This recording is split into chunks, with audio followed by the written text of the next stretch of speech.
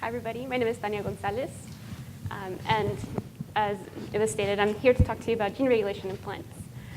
I'm especially interested in studying how to regulate genes which cause immune responses. Plant diseases affect our crops all the time. They are hard to contain just because we grow crops out in open fields. A lot of plant diseases are spread by insect vectors. Some plant diseases will stay in the soil, so even if the diseased plants are removed, the pathogens still stay there, and so we need to find ways of having the plants protect themselves from diseases, as opposed to just trying to get rid of pathogens. And so one of the ways that which plants are able to defend themselves against diseases is by pathogen-associated molecular patterns, the recognition of pathogen-associated molecular patterns. These are things like chitin, which is associated with fungi, flagellin, which is associated with bacteria. Plants have receptors which are able to recognize these molecular patterns and initiate immune responses. And this is why plants are not constantly diseased due to all the microorganisms that are in their environment. However, successful plant pathogens are able to circumvent this PAMP-triggered immunity with effector proteins. As you heard about earlier, effector proteins are introduced by the pathogen into the plant cell. The effector protein targets components of the immune pathway, shutting down that immune response and making the plant susceptible to disease. In response, plants have evolved resistance genes, so-called because they are able to detect effector proteins either directly or by their activity. These resistance genes initiate effector-triggered immunity, which allows the plant to become, again, resistant to the pathogen. And these resistance genes are particularly important because when we think about plant immunity out in the field, it's really the resistance genes that are making the difference. They're more recently evolved. Not all plants have the same set of resistance genes.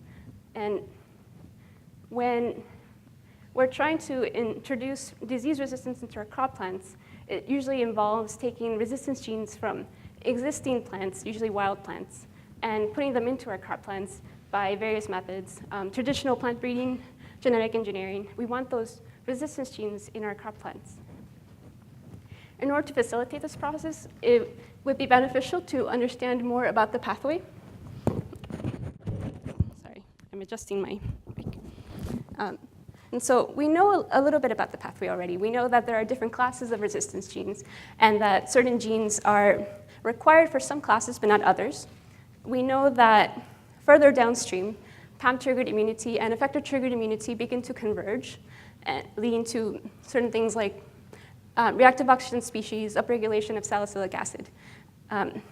These immune responses begin to overlap. What we don't really understand is what happens in the middle. So after the initial complex forms, what paths are resistance genes undergoing, and how are they allowing the plant to become resistant to disease? Are these paths different for every class of resistance genes? Are they the same? How can a single resistance gene allow the plant to become resistant? And is this something that will allow us to predict if a resistance gene can be cloned into a different genetic background? So in order to study this, it would be beneficial to be able to make stable transgenic plants containing the disease resistance gene and an inducible pathogen effector gene, such that we're only looking at a single immune response, or a single pathway. And ideally, we would like these pathogen effectors to be chemically inducible so that we can just spray the plant and get the immune response. The difficulty with this is one of the phenotypes of effector-triggered immunity is something called the hypersensitive response, which is a defensive programmed cell death response initiated by disease resistance proteins upon detection of pathogen effectors. And so we want these effectors to be chemically inducible, but it's difficult to make them inducible. We can't just use available chemically inducible promoters for plants. Inducible promoters always have some level of background, and when you're working with very sensitive phenotypes, such as immune responses, that background expression is enough to initiate the immune response. And so we need other methods of regulating genes. And so alternative splicing is one such method. It's already commonly used in plants. Predicted 60% of plant genes are regulated by alternative splicing. And one such example is, for example, the existence of cassette exons. These are coding sequences which are introduced or left out of the final messenger RNA, leading to different transcripts. Our lab has engineered a cassette exon called hybrid P5SM, which can be cloned after an AG dinucleotide in basically any gene in plants. Every gene has an AG dinucleotide. So the AG dinucleotide is important because it allows us to make a strong 5' splice site for the splicing of hybrid P5SM. The 3' splice site is more variable. It's not as important. I've been using this effector, ATR1, which comes from a pathogen which causes downy mildew in Rhodopsis thaliana. And I've cloned hybrid P5SM into it in order to regulate its expression. So by default, hybrid P5SM is retained in the transcript. It has a premature termination codon, and so its retention means that it's a target for nonsense-mediated decay. It's also interrupting the coding sequence, and so it's not going to produce protein for both of these reasons. This means that hybrid P5SM is able to stop the leaky transcription from inducible promoters from becoming leaky protein expression. And so we can eliminate that background protein expression. With co-expression of this rice protein OSL5, I can shift the splicing to an exon skipped product. This recovers the coding sequence of the gene, and there's no trace of the original hybrid P5SM exon. It's just the coding sequence of the gene. This can be translated into protein, and it's a very clean shift, as you can see from the RT-PCR.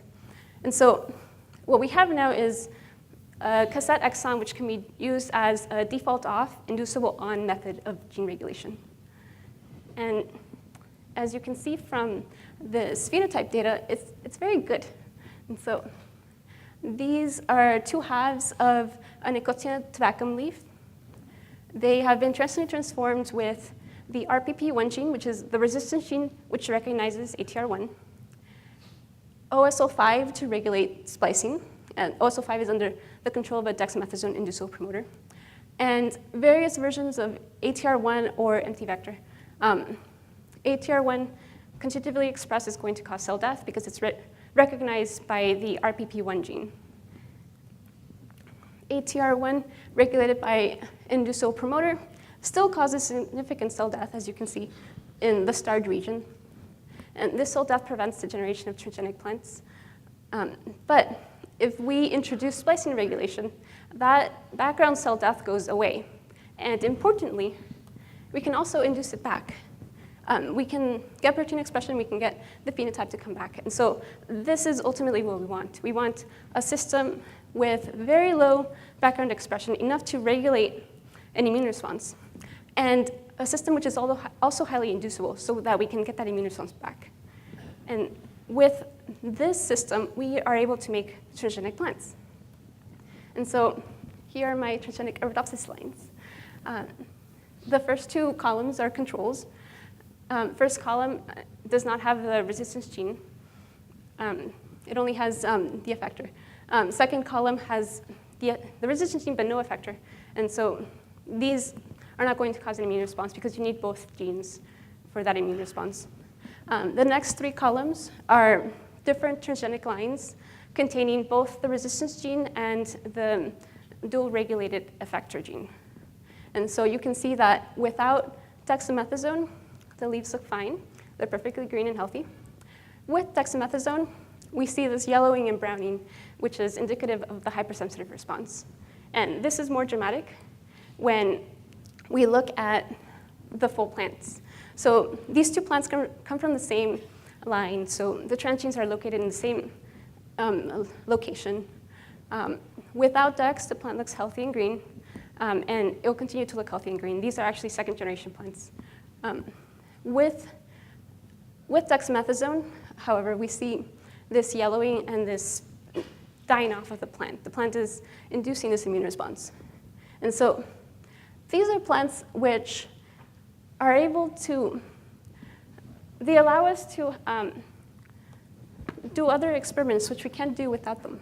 So with the transgenes in the genome itself, we are able to more quickly induce expression of the genes. And so we can look at the early stages of the immune response. This is something that we cannot do with transgene transformations because there's always a little bit of a delay when you're transiently transforming something. We're also able to look at different growth stages of the plant. And we're also able to try a mutagenesis screen. So the transgenic plants that we have are going to be they're going to be viable. They already are viable. But if we plate them on media that contains dexamethasone, that's going to induce cell death. If we mutagenize the seeds, plate them on this media, most of them are still going to die, but a few might not. Some of the plants will have mutations in the pathway which leads to a hypersensitive response. And we will be able to possibly recover genes which we cannot get through pull downs or by looking at whole pathogens. We might be able to find genes which are important for immune responses, which we can't find through other methods. So take-home message here is that if you're having trouble regulating your genes, consider alternative splicing. The hypersensitive response is a very sensitive phenotype. We were able to regulate with this hybrid P5SM cassette. And because hybrid P5SM has very low sequence requirements, it's also able to regulate other genes. I've used it to regulate another effector, which hasn't been mentioned here for time. So finally, I want to thank my lab, my undergraduate BAU, the StatSquids group. Brian StatSquids' lab at UC Berkeley has helped us a lot. Dominique Locke's lab in JGI has also helped us make these large multi-gene plasmids to speed up the generation of transgenic plants. And then Miranda Harmon-Smith in the Joint Genome Institute is helping us generate new versions of the hybrid P5SM cassette. So we can regulate more genes. Ideally, what we'd like to do is have genes that are regulated by different cassettes in a transgenic plant so that we can turn on expression from all of these genes at once. But we don't want to use repetitive sequences for that. So I'll take your questions now.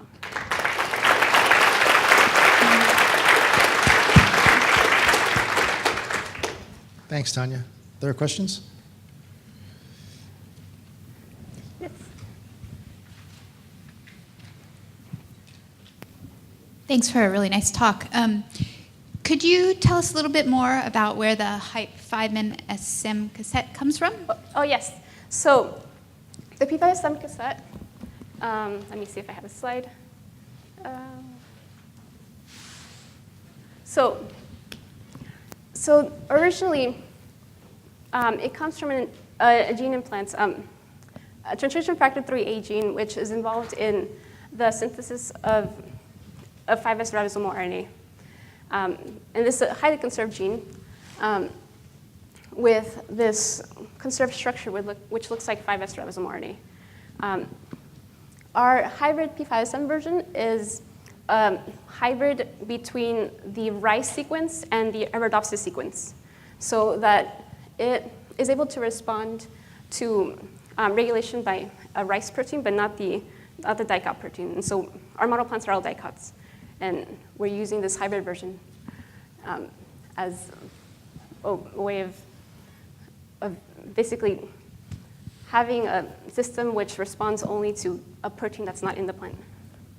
So if you wanted to do it the other way and have something that worked in grasses, you could flip the system. Yeah, that's something we've been thinking about doing